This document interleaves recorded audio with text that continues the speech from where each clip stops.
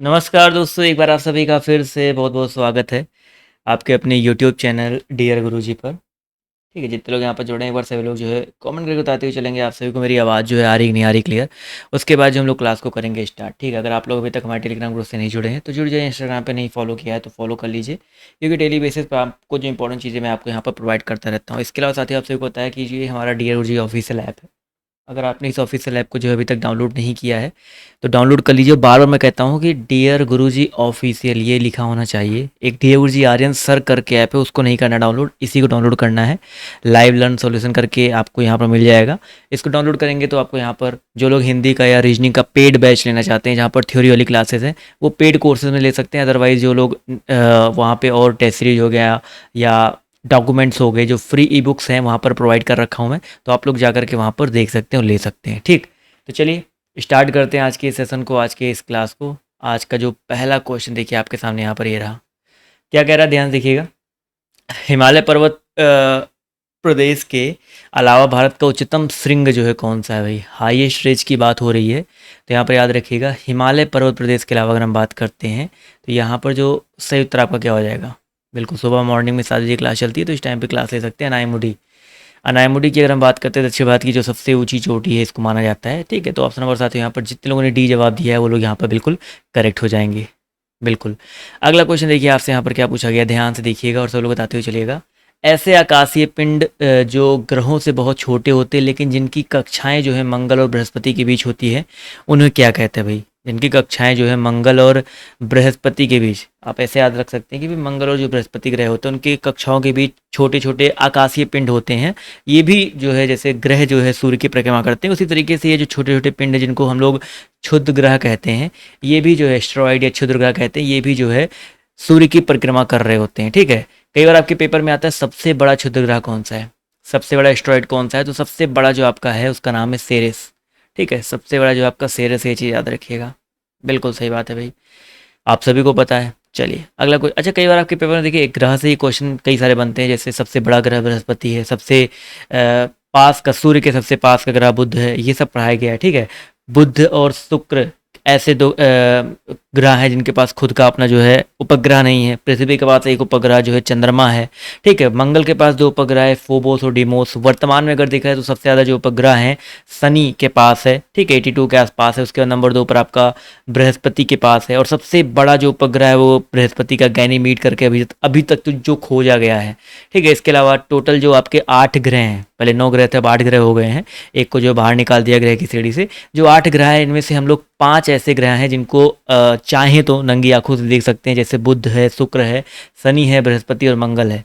इसमें से शुक्र जो ग्रह है इसको शुक्र को सांझ का तारा, भोर का तारा, कई सारे नामों से जानते हैं, जो कि आपके पेपर में आप आता है कि भाई सांझ का तारा या भोर का तारा या पृथ्वी की बहन शुक्र ग्रह है। ठीक है, तो ये सारी चीज़ें हैं जो कि आपके पेपर में बन सकती हैं यहाँ से क्वेश्चन, तो एक बार नोट डाउन कर लीजिएगा। अगला क्वेश्चन देखिए, कह रहा है भारत सरकार के वार्षिक कर राजस्व किस स्रोत से सर्वाधिक प्राप्त होता है भाई?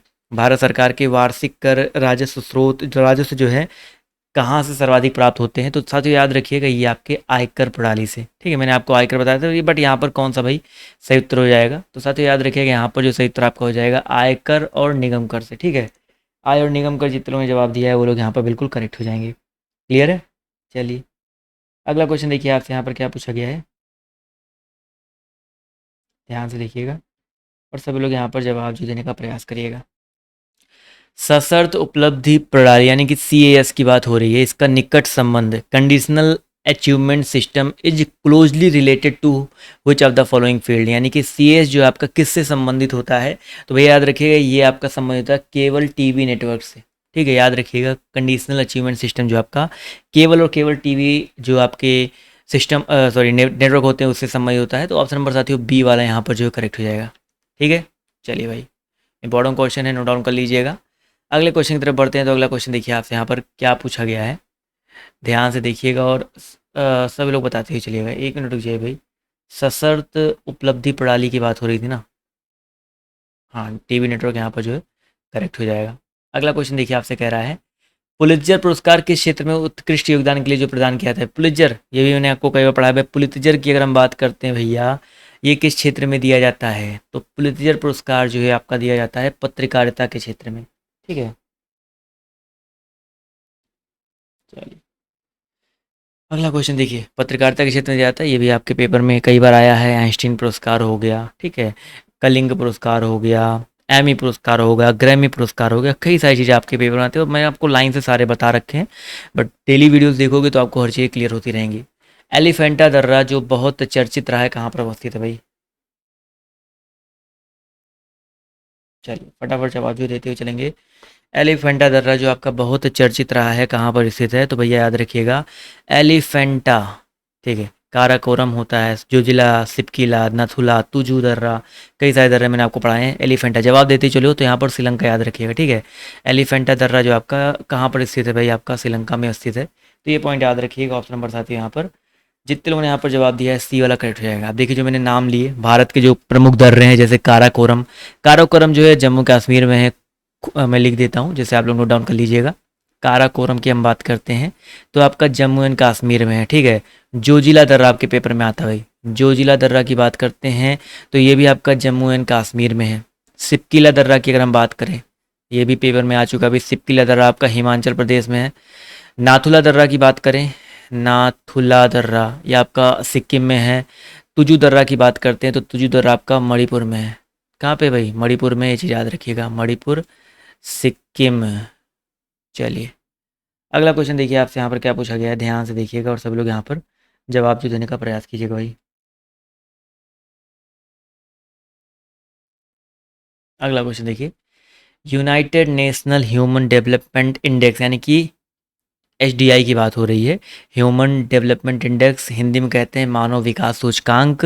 ये क्या होता है? तो मानव विकास सूचकांक जैसे किसी देश में, किसी भी देश में जो आधारभूत मानवीय आवश्यकता है उसकी औसत प्राप्ति, जैसे लोगों की जीवन प्रत्याशा हो गया, साक्षरता हो गया, अच्छा रहन सहन हो गया, इसके स्तर को दर्शाता है, ठीक है। तो यही जो आपका मानव विकास सूचकांक होता है, और ये बेसिकली क्या यहाँ पर कह सकते हैं, विभिन्न देशों की आर्थिक सामाजिक स्थिति का, राष्ट्रीय आय, साक्षरता आदि के आधार पर आकलन करने का मापदंड होता है।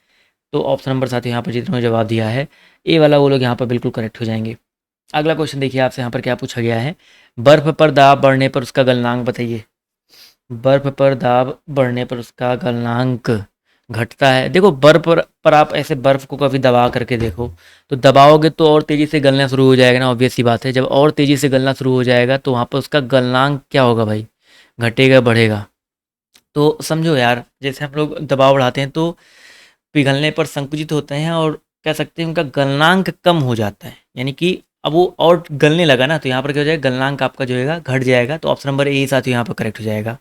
वे पदार्थ जो पिघलने पर एक्सपेंड हो जाते हैं, ठीक है, उनका उन पर दाब बढ़ाने पर गलनांक बढ़ता है।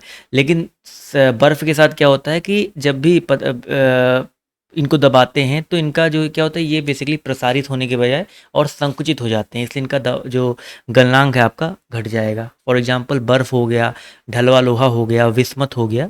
चलिए भाई अगला क्वेश्चन देखिए, कह रहा है सूर्य उदय होते समय और डूबते समय लाल क्यों दिखाई देता है भाई?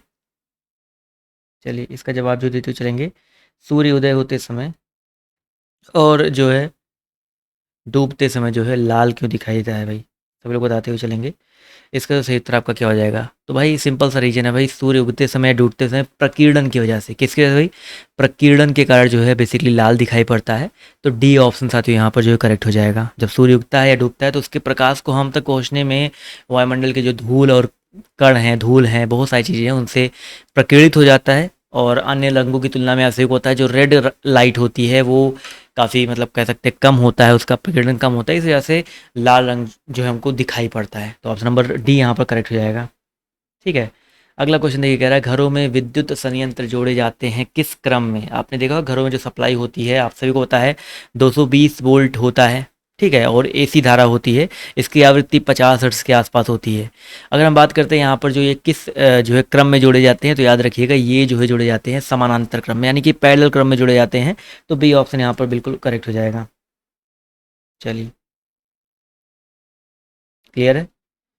अगले क्वेश्चन तरफ बढ़ा जाए। देखिए अगला क्वेश्चन क्या कह रहा है, लोहे में जंग लगना बताइए क्या है, किस प्रकार की क्रिया है? बढ़िया क्वेश्चन है भाई, लोहे में जंग कैसे लगता है? आपने ऐसे लोहे को कहीं बाहर रख दिया, पानी बरस रहा, सब कुछ हो रहा है, तो अपने आप जंग लग रहा है, यानी कि फिजिकल जो है वहाँ पर भौतिक क्रिया तो हम लोग नहीं कर सकते हैं। यहाँ पर एक प्रकार से रासायनिक क्रिया हो रहा है। तो ऑप्शन नंबर साथियों यहाँ पर बी जो है यहाँ पर करेक्ट हो जाएगा। ठीक है, चलिए भाई अगला क्वेश्चन देखिए आपसे यहाँ पर क्या पूछा गया, ध्यान से देखिएगा और सब लोग यहाँ पर। फ़ारेनहाइट और सेल्सियस माप में किस तापमान पर पाठ्यांक समान होता है? ये इंपॉर्टेंट क्वेश्चन, स्टार बना लो भाई।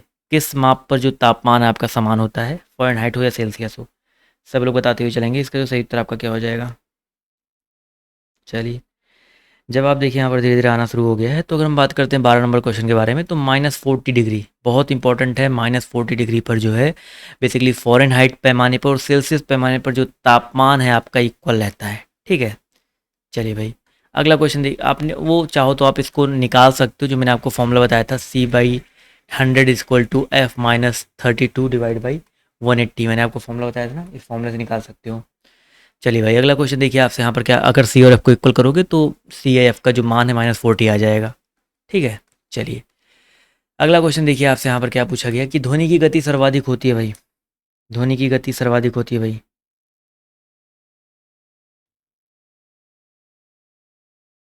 चलिए इस प्रश्न का जवाब जो देते चलें भाई, ध्वनि की अगर हम बात करते हैं सर्वाधिक होती है।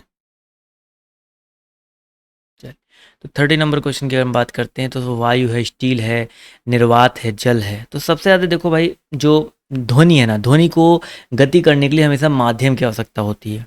तो अगर माध्यम की आवश्यकता होती है तो ऑब्वियस सी बात है, यहाँ पर माध्यम सबसे ज़्यादा जो है स्टील देगा भाई। स्टील हो गया, लोहा हो गया, वैसे लोहे में सबसे ज़्यादा होता है, याद रखिएगा। ठीक है, बट यहाँ पर चारों ऑप्शनों के हिसाब से देखा जाए तो आपका स्टील में हो जाएगा। निर्वात में मतलब जो होता है 0 होता है, वायु में आपका 332 होता है। स्टील या लोहे की बात करते हैं तो 5100 मीटर प्रति सेकंड के आसपास होता है। ये चीज़ याद रखिएगा। अगला क्वेश्चन है, सोडियम को मिट्टी के तेल में क्यों रखा जाता है भाई? क्वेश्चन नंबर 14 है, सब लोग बताते हुए चलेगा भाई, सोडियम को मिट्टी के तेल में क्यों रखा जाता है भाई? फटाफट जवाब जो देते हुए चलेंगे। आपने देखा ना, कुछ लोग जादू दिखाने के लिए इसको भी करते हैं, सोडियम को मिट्टी के तेल में क्यों रखा जाता है। तो क्वेश्चन नंबर 14 का जो सही उत्तर आपका क्या हो जाएगा, बी वाला ऑप्शन, हवा में इसका ऑक्सीकरण होने लगता है। और कभी कभी आप देखा होगा ना कि सोडियम को निकालते हैं जादू जो लोग होते हैं, और हाथ में कहते देखो हवा में जला देते हैं, कहते हैं हवा में आग लगा दिया। तो ऑप्शन नंबर बी साथियों यहाँ पर जो करेक्ट हो जाएगा, हवा में ऑक्सीकरण होगा तो ऑब्वियस सी बात है जल जाएगा अपने आप। अगला क्वेश्चन देखिए आपसे यहाँ पर क्या पूछा गया है कि चेचक के टीके का आविष्कार, बहुत इंपॉर्टेंट, कई बार पूछा गया और कई बार मैंने आपको बताया भी है कि भाई चेचक के टीके का आविष्कार जो है किसने किया था। जवाब देते चलेगा तो एडवर्ड जेनर। चेचक के टीके का आविष्कार एडवर्ड जेनर ने किया था। कई बार आपके पेपर में आते जो टीबी बैक्टीरिया है उसकी खोज जो है रॉबर्ट कोच ने की थी। पोलियो के वैक्सीन का आविष्कार ई सॉल्क ने किया था। ई सॉल्क याद रखिएगा, ये जो है पोलियो के टीके का आविष्कार जो करने वाले वैज्ञानिक थे।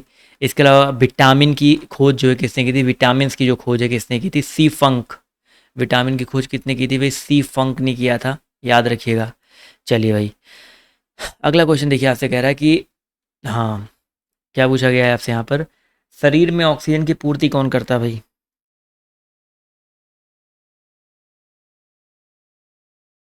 चलिए फटाफट जवाब जो देते चलेंगे। शरीर में ऑक्सीजन की पूर्ति जो आपका कौन करता है, तो शरीर में जो ऑक्सीजन की पूर्ति है आरबीसी, लाल रुझाड़ू करता है। आरबीसी की अगर हम बात करते हैं, ऑक्सीजन की पूर्ति की बात हो रही है ना भाई। आरबीसी यहाँ पर करेक्ट हो जाएगा, रेड ब्लड सेल्स बोलते हैं। अगला क्वेश्चन देखिए कह रहा है कि मनुष्य के शरीर में एक हृदय को एक बार धड़कने के लिए कितना समय लगता है, सिर्फ एक बार धड़कने के लिए कितना समय लगता है, सब लोग बताते हुए चलेंगे भाई। इस प्रश्न का जो सही उत्तर आपका क्या हो जाएगा। तो अगर हम बात करते हैं भाई एक बार धड़कने के लिए कितना समय लगता है, तो याद रखिएगा 0.8 सेकेंड। ठीक है, 0.8 सेकेंड जो है समय लगता है, ये पॉइंट याद रखिएगा। जितने लोगों ने यहाँ पर जवाब दिया है 0.8, बिल्कुल ये नॉर्मल एक बता रहा है कि भाई नॉर्मल कितना जो है आपका लग सकता है, उसी की बात हो रही है। तो यहाँ पर जितने लोगों ने जवाब दिया भाई 0.8, वो लोग यहाँ पर जो है बिल्कुल करेक्ट हो जाएंगे। चलिए अगला क्वेश्चन देखिए आपसे यहाँ पर क्या पूछा गया है, ध्यान से देखिएगा और सभी लोग यहाँ पर जवाब जो देने का प्रयास कीजिएगा भाई। एक मिनट रुकिए भाई। अगला क्वेश्चन देखिए कह रहा है, पश्चिम से पूर्व की ओर हिमालय के विस्तार कहाँ से कहाँ तक है भाई? चलिए फटाफट जवाब जो देते हुए चलिएगा। इसका जो सही उत्तर आपका क्या हो जाएगा, पश्चिम से पूर्व तक जो है आपका बेसिकली हिमालय का जो विस्तार है आपका कहाँ से कहाँ तक है। देखते हैं कितने लोग यहाँ पर जो है सही जवाब देते हैं भैया।